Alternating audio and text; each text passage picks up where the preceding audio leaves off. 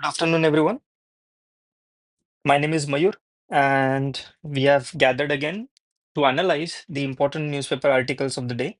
Today is 11th September. 24 years ago, on the same date, the terrorist attack of 9/11 happened when thousands of people died of when Twin Towers were targeted. That is a stark reminder for humanity that terrorism uh, is such a big menace for the society. It's such a troublemaker for society. Anyways, let's come back to the topic of the day. Today, we would be discussing these five important newspaper articles. These have been taken from the Hindu, the Indian Express, and the Assam Tribune. My name is Mayur, and I'm working as a senior faculty at CSAP. Here is the QR code. You may consider scanning it and joining our Telegram channel, through which you can get access to the important informative articles as well as the PDF of this current affairs.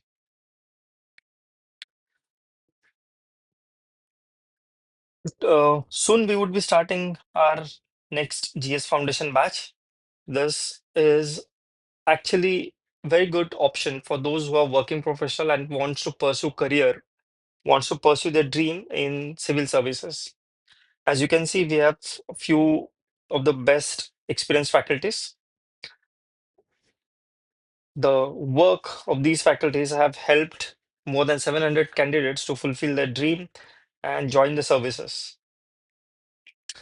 So these are the five important articles we would be discussing. Let's begin with the first. The article talks about air quality monitoring in Assam. इसके दो aspect है. First aspect है कि असम में air quality कैसा है ना? ये एक एस्पेक्ट है. And the second aspect is जो मॉनिटरिंग सिस्टम है एयर क्वालिटी को, जो ऑब्जर्व करता है एयर क्वालिटी कैसा है, उसमें उस सिस्टम में कुछ फ्लॉज है. उस सिस्टम में कुछ प्रॉब्लम्स है जिसकी वजह से एक्चुअल इंफॉर्मेशन और एक्चुअल पिक्चर प्रेजेंट नहीं हो पाता है. ठीक है. तो ये आर्टिकल ये सेकंड एस्पेक्ट के बारे में है कि मॉनिटरिंग सिस्टम में कुछ फ्लॉज है जिसकी वजह से एक्चुअल पिक्चर प्रेजेंट नहीं हो पाता है. उस वो क्या है फ्लॉज, उसके बारे में ये आर्टिकल है.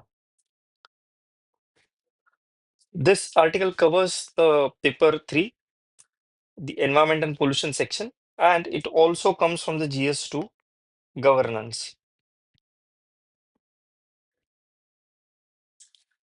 All right, let's focus on certain key facts before we delve into details of it.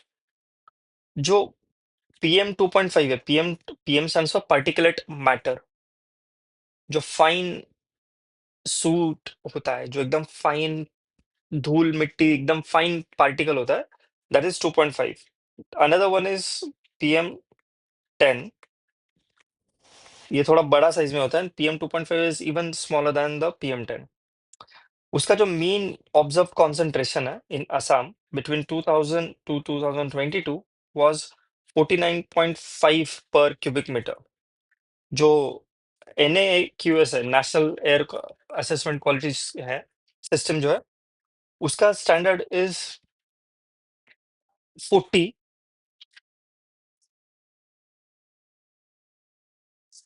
उसका स्टैंडर्ड इज 40.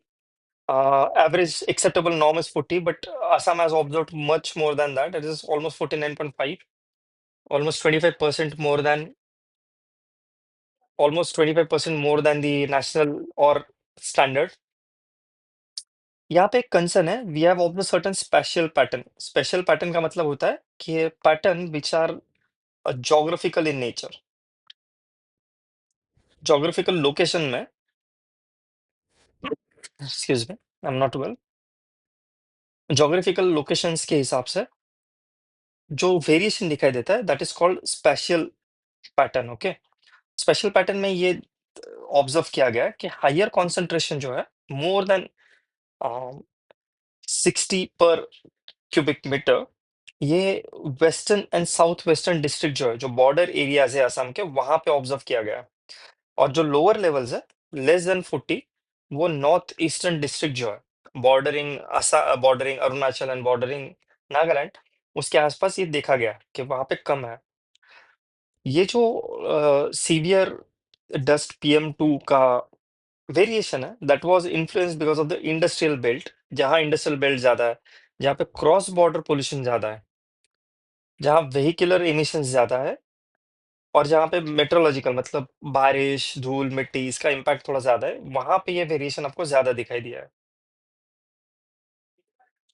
अब सेकंड एस्पेक्ट इसका है कि जो मॉनिटरिंग सिस्टम है, the instrument, the sensors, the machinery जो यूज की जाती है PM2.5 या अदर क्वालिटेटिव एनालिसिस के लिए, उस सिस्टम में कुछ दिक्कत है। वो दिक्कतें क्या है, वो हम लोग अभी समझने की कोशिश करते हैं।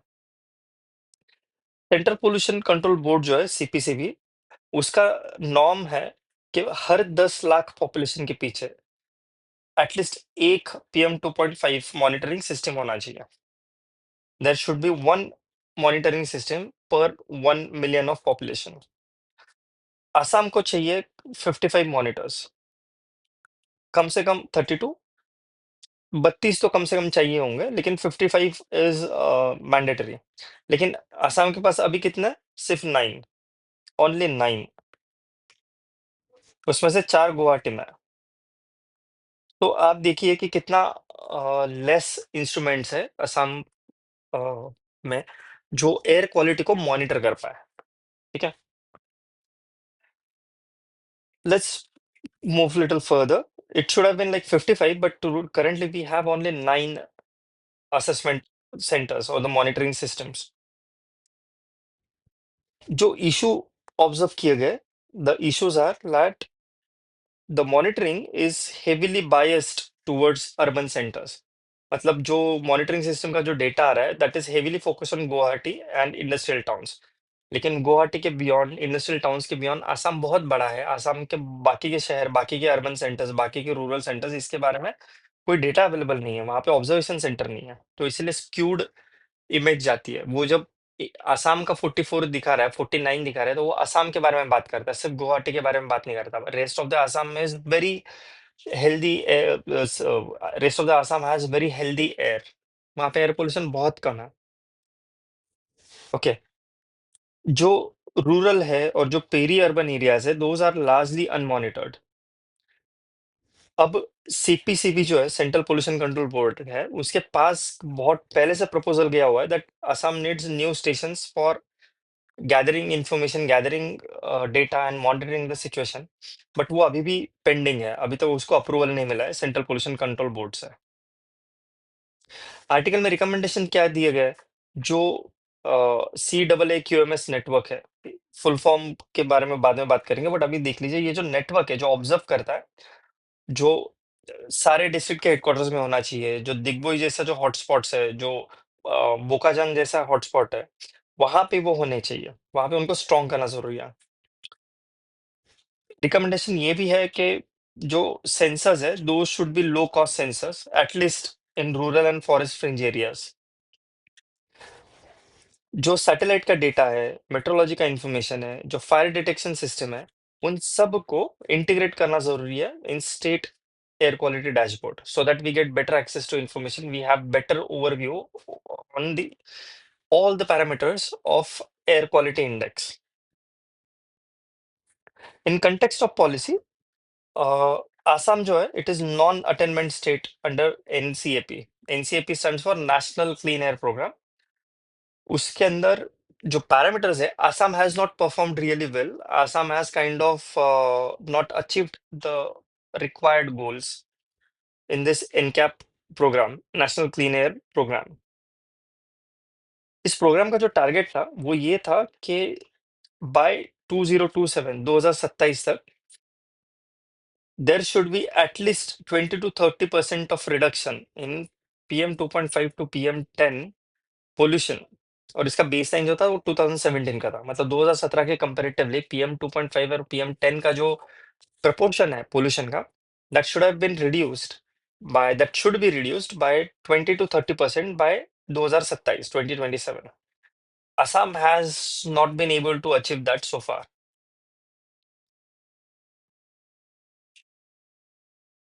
Let's take 30 seconds.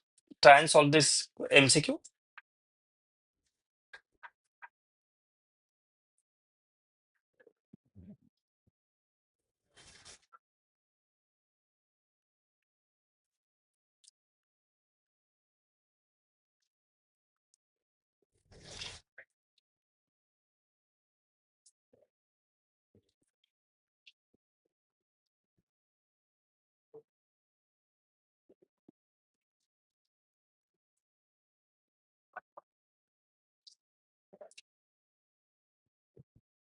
Consider the following statement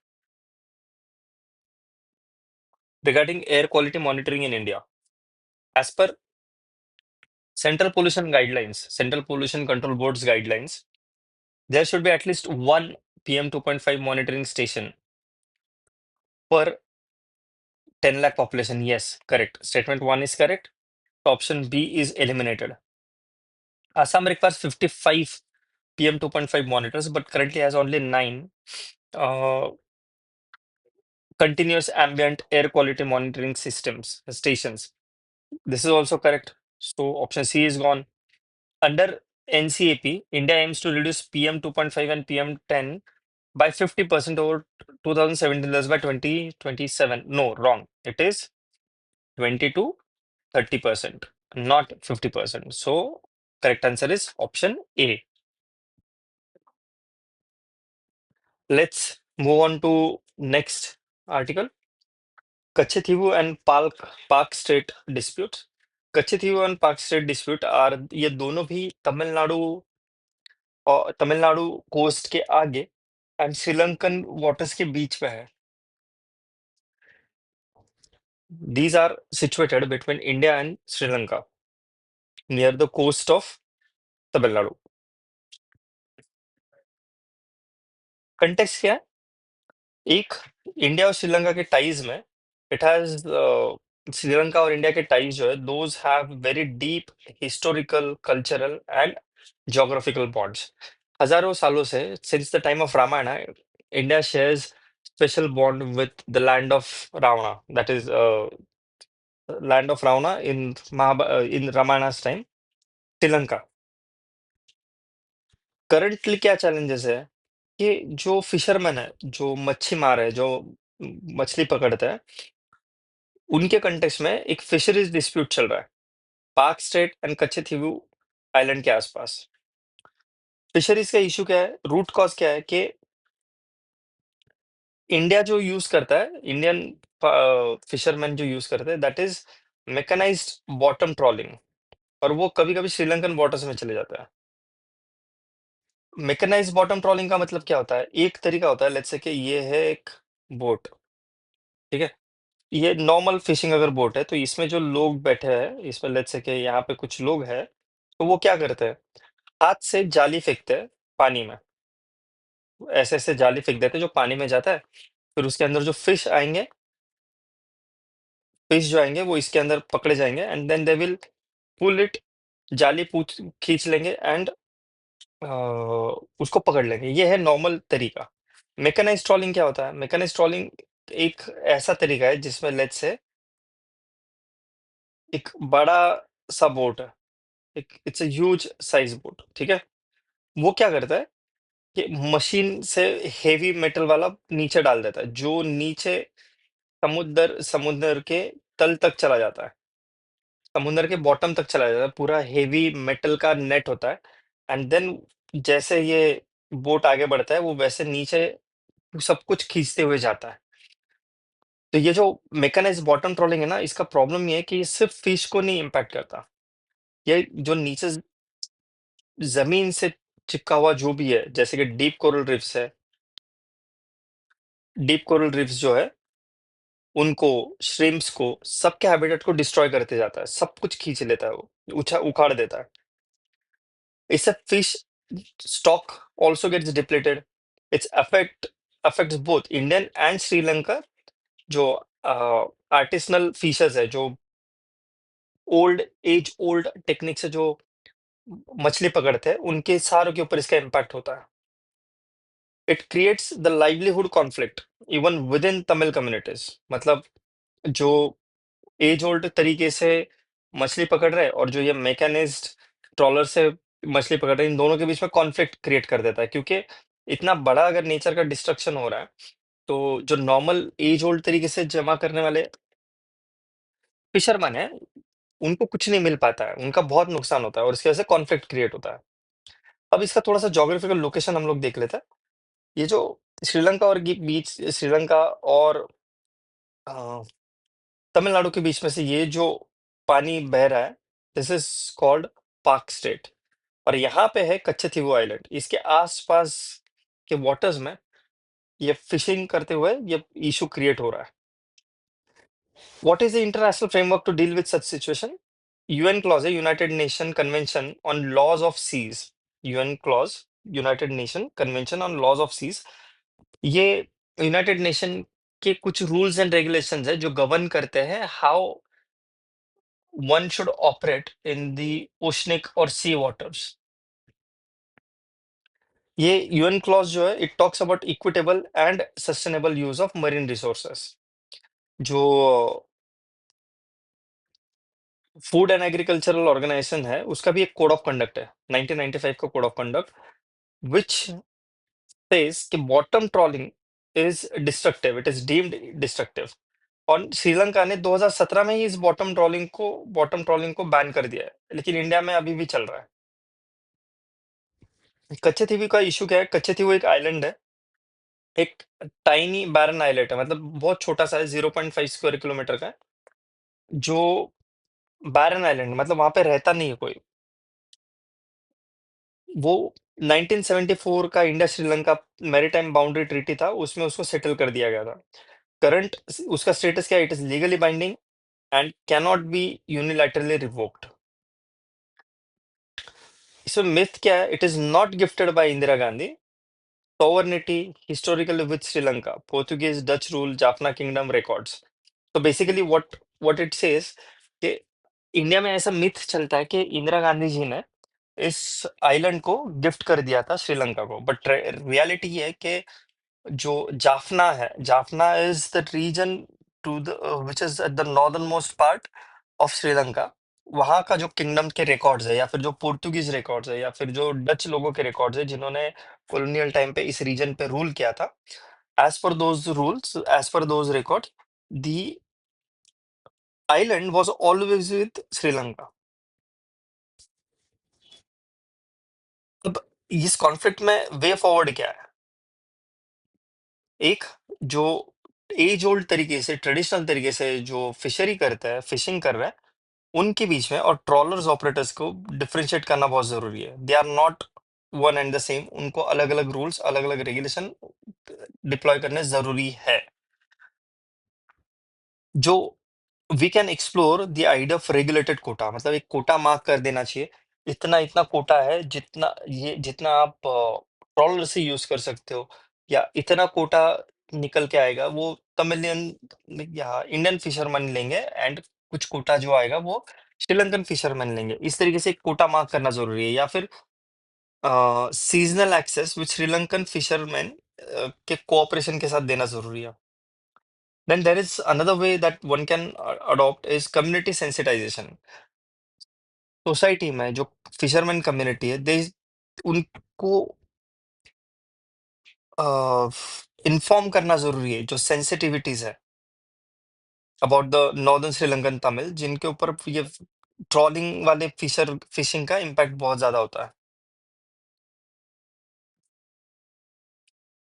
another thing that one can do is deep sea fishing जो होता है, उसको प्रमोट करना जरूरी है, स्पेशली इंडिया का जो एक्सटेंडेड इकोनॉमिक जोन होता है उसमें, सो दैट जो किनारे के आसपास जो फिशरिंग के ऊपर प्रेशर बिल्डअप होता है उसको कम किया जाए। In order to reduce pressure on fisheries और fishing near the coast, India should promote the deep sea fishing in extended economic zone. Take 30 seconds, try and solve this question.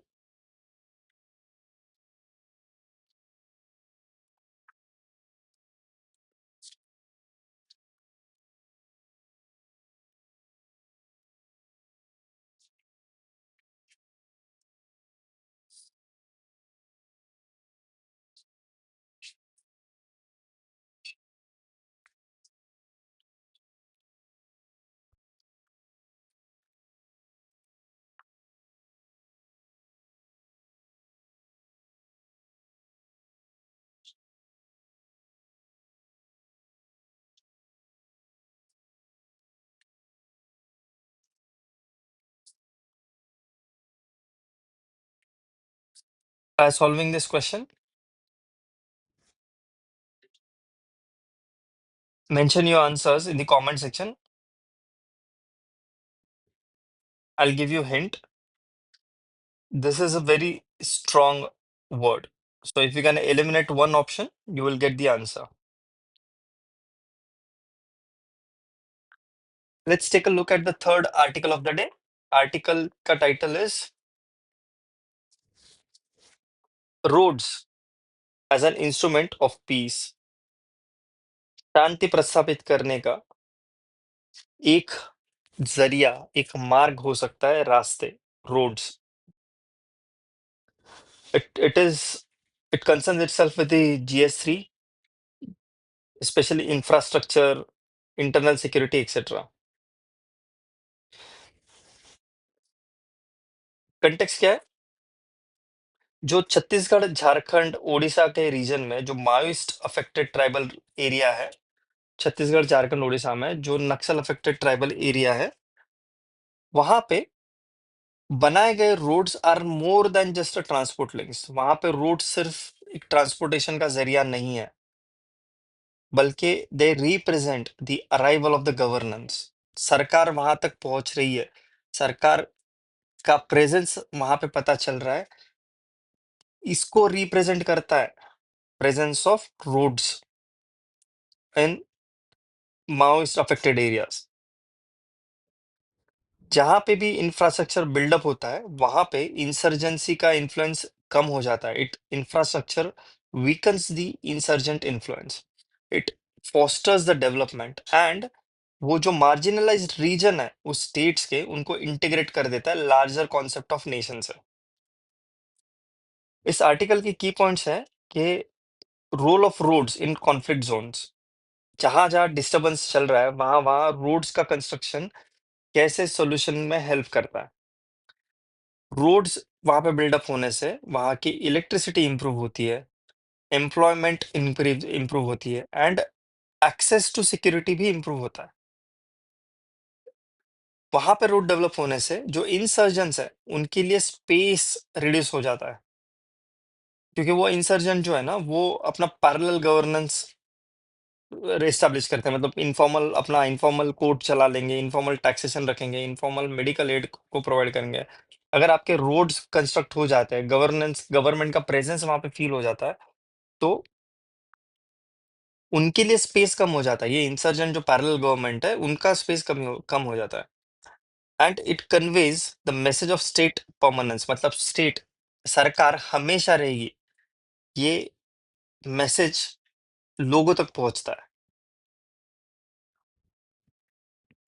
इस situation में कुछ कॉन्ट्रास्ट है, मतलब कुछ opposite ideas है state versus insurgent institutions के बीच में.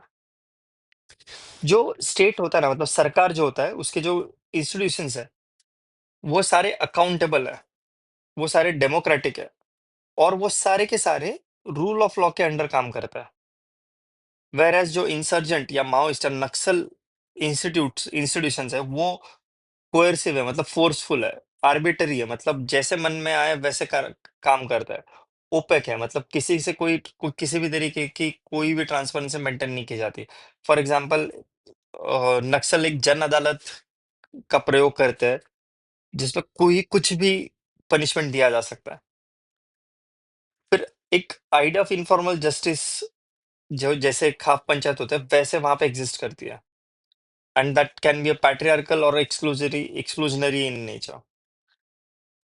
ये रोड्स का रोल जो है, उसका कुछ एविडेंसेस है. For example, roads correlate with decline in crime and better service delivery. मतलब ये जैन और विश्वास जो ऑथर है, उनके एक 2023 के एक आर्टिकल है, एक बुक है, उसमें इसका डेटा और फैक्ट के साथ प्रूफ किया गया. ग्लोबली जो पुअर कनेक्टिविटी है, वो that has been linked with higher amount of violence.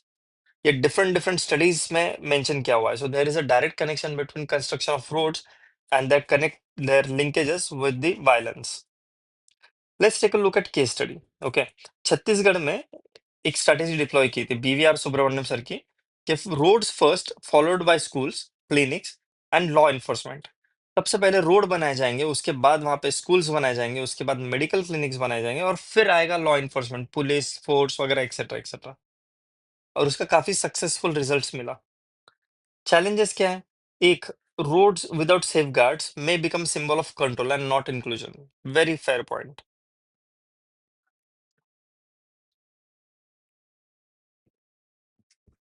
ये जो डेवलपमेंट है, that must integrate rights based and constitutional values. Way forward, जो इंफ्रास्ट्रक्चर का बिल्ड करना है, जो इंफ्रास्ट्रक्चर को डेवलप करना है, that should be combined with the idea of justice, the idea of healthcare, the idea of community participation.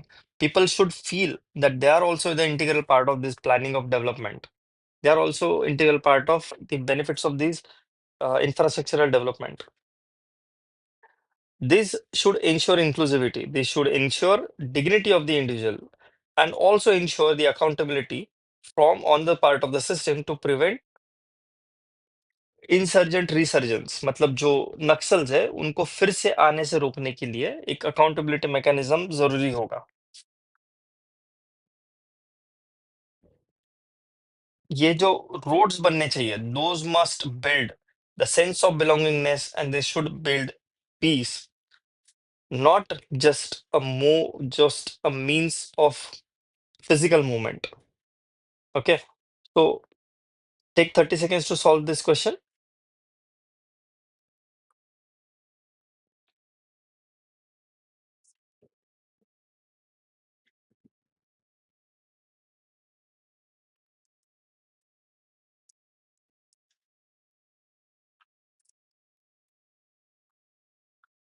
Research shows that rural road connectivity in Maoist affected area is associated with improved access to electricity, job, and security. Correct. Option C is eliminated. Maoist Jan Adalas are informal dispute resolution, yes, that operate with democratic checks and balances. No, they do not operate with democratic checks and balances. वो opaque है, coercive है. So option 2 is gone. 2 gone, 2 gone. C answer is B. Option B. 1 and 3 only. Let's read the third statement. Infrastructure development in conflict zones, if not accompanied by justice and healthcare, risk being perceived as coercive state control. Yes, correct.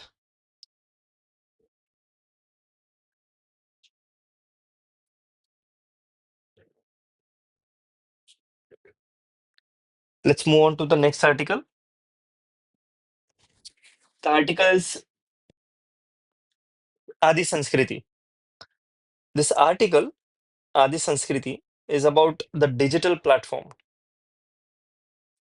It is about the digital platform, and it is aimed to preserve the tribal art and culture.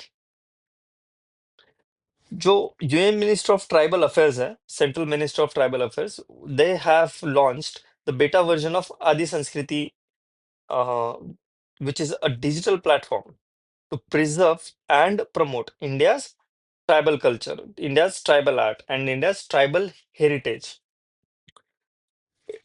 It is envisioned, मतलब इसको सोचा गया है कि that this will become world's first digital university for tribal knowledge system. दुनिया की पहली digital university होगी जो ट्राइबल नॉलेज सिस्टम को होस्ट करेगी, उसको प्रमोट करेगी, उसको एक्सेस दिलाएगी। What are the key features of Adi Sanskriti? एक, Adi Vishwavidyalaya, that is, it would be the tribal art academy, then we will be Adi Sampada, which will be a repository, a socio-cultural repository. Then there will be Adi Hart, a digital market space, जहां से लोग purchase कर सके, खरीद सके, बेच सके। ये जो आदि हाट है ना, ये एक ई कॉमर्स स्पेस जैसा होगा, which will provide market access for tribal artisans and crafts people, that will help them generate the livelihood. Significance क्या है? ऑब्वियसली कल्चरल प्रिजर्वेशन, हमें मौका मिलेगा ट्राइबल आर्ट एंड कल्चर को प्रिजर्व करके रखने का,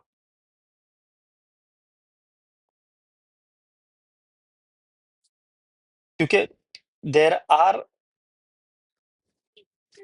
ट्राइबल हेरिटेज और लैंग्वेजेस और art forms which are on the risk of extinction, गायब होने के कगार पर है। Then next aspect is digital empowerment. It integrates the tribal communities with Digital India initiative.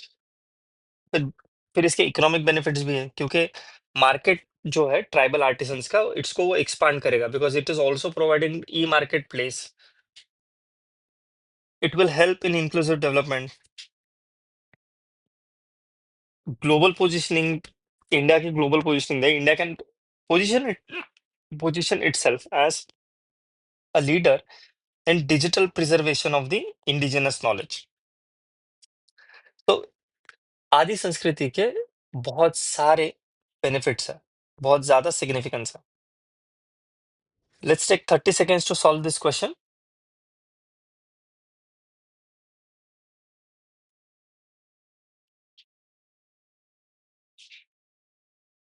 With reference to recently launched Adi Sanskriti,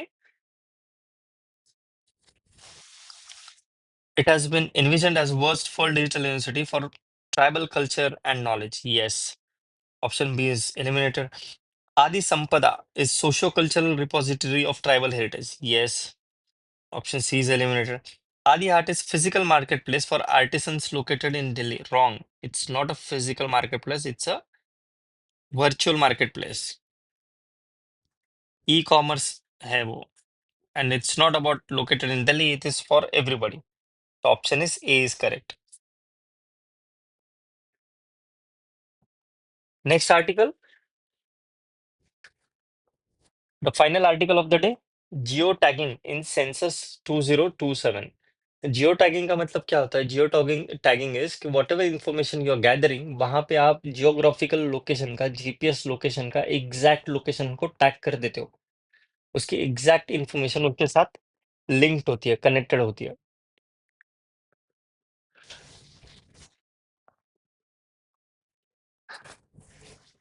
ये article talks about how geo tagging of buildings will work during census, how it will help during census. India का जो next population census है, that will be held in 2027 after a delay of 6 years. For the first time ये census will be conducted digitally with options for self enumeration. खुद अपने आप को गिनवाने का आपको अपॉर्चुनिटी मिल जाएगा. इट्स अ की रिफॉर्म. इसमें एक की रिफॉर्म है कि जियो tagging of building across India. What is geo tagging? अभी जैसे हमने देखा कि जियो टैगिंग होता क्या है. जियो टैगिंग एक प्रोसेस है of attaching latitude longitude coordinate. GPS के ऊपर जो हम लोग नॉर्थ साउथ ईस्ट वेस्ट वाला जो लैटिट्यूड को डिस्कस करते हैं, वो आपके बिल्डिंग का, जहां पे आप रह रहे हो, उसका जीआईएस मैप है, जियोग्राफिक इंफॉर्मेशन सिस्टम का मैप है, उसके साथ उसको टैग करेगा. It will help in uniquely identifying every building and linking it to the census data. इससे क्या होगा कि एक्यूरेसी इंश्योर हो जाएगा, डुप्लीकेशन को प्रिवेंट कर दिया जाएगा, एंड पॉलिसी प्लानिंग को इंप्रूव कर देगा. इसका सिग्निफिकेंस क्या है जियो टैगिंग का? एक तो ये है कि डेटा कलेक्शन बिल्कुल एक्यूरेट होगा, प्लानिंग एंड गवर्नेंस को बहुत ज्यादा इंप्रूव कर देगा, एडमिनिस्ट्रेशन को एफिशिएंट बना देगा. फॉर अभी इंप्रूव प्लानिंग एंड गवर्नेंस में देखिए कि जो वेलफेयर स्कीम है, जैसे कि प्रधानमंत्री आवास योजना ग्रामीण है या प्रधानमंत्री आवास योजना अर्बन है, उसमें ऑलरेडी जियो टैगिंग को यूज कर रहे हैं, तो its effectiveness has already been tested. Geotagging का मदद डिजास्टर मैनेजमेंट में होगा, अर्बन प्लानिंग में होगा, एंड इंफ्रास्ट्रक्चर डेवलपमेंट में भी होगा. इसका फायदा डिजिटल ट्रांसफॉर्मेशन में भी है. For example digital layout mapping जो है, उसका use use of digital layout mapping and smartphone based data collection, it ensures the transparency. कोई कोई करप्शन का, कोई ओपिकनेस का, कोई मनमानी का कोई स्कोप नहीं बचता है. It's a step towards e governance in population management. हमारा ई गवर्नेंस काफी सारी जगह पे अब आ चुका है, लेकिन पॉपुलेशन मैनेजमेंट में लाने का ये census 2027 gives us the opportunity to bring in e-governance in the domain of population management. थोड़ा सा जियो सेंसस 2027 की फैक्ट्स देख लेते हैं कि ये 16th सेंसस होगा overall, and since independence it would B 8th. Bharat को स्वतंत्रता प्राप्त होने के बाद ये 8वां होगा. यूजुअली हमारे यहाँ पे सेंसस हर 10 साल बाद कंडक्ट किया जाता है, लेकिन इस बार 2020 में कोविड पैंडेमिक के जो 2 साल गए उसमें सेंसस कंडक्ट नहीं कर पाए.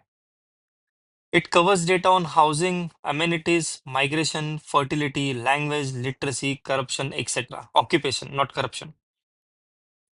सेंसस का बजट कुछ लगभग 14,500 करोड़ है.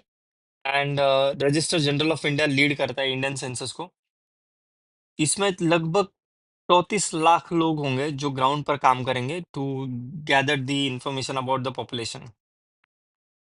2011 में लगभग 121 करोड़ लोगों का इंडिया का पॉपुलेशन था. अब वर्ल्ड का हाईएस्ट होगा ऐसा एस्टिमेटेड है. Let's take 30 seconds to solve this question with reference to the census 2027 in India. Consider the following statement. It will be India's first digital census with the option of self-enumeration. Correct. Option C is gone. All buildings in India will be geotagged for the first time. Yes.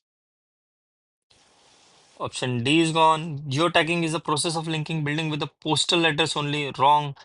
Statement 3 is gone. Option is A.